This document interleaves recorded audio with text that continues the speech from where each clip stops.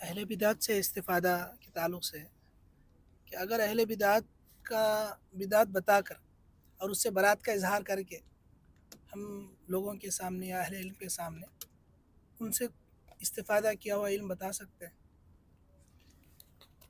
دیکھیے یہاں پر اہل بدعت سے علم لینے یا ان سے استفادہ کرنے کے میں تفصیل ہے.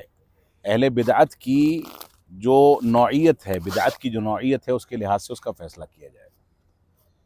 کبھی کبھار تو ایسا ہے کہ بدعتی سے سرے سے برات کا اعلان کیا جائے گا. آج کے دور میں اسی کا تقاضا ہم سمجھتے ہیں کہ کرنا چاہیے، کیونکہ عام طور سے اہل بدعت 100 اچھی باتیں کر کے ایک خراب بات کرتے ہیں اور اسی ایک خراب بات کے ذریعے ہمارے افراد کو اچک لے جاتے ہیں.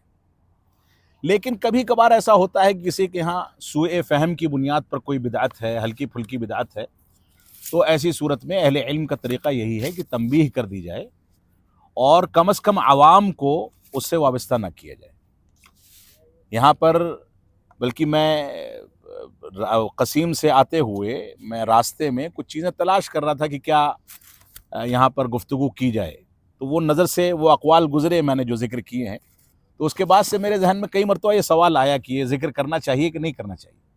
لیکن اہل علم کی مجلس ہے تو میں سمجھتا ہوں کہ اس میں کوئی مذاقے کی بات نہیں ہے. لیکن عوام میں اگر آپ ان شخصیات کو متعارف کرا دیں جن شخصیات نے یہ بات کہی ہے ان کی ان اچھی باتوں کی بنیاد پر، تو وہ تعارف کبھی ان کی خراب باتوں کو اخذ کرنے تک بھی ان کو لے جا سکتا ہے.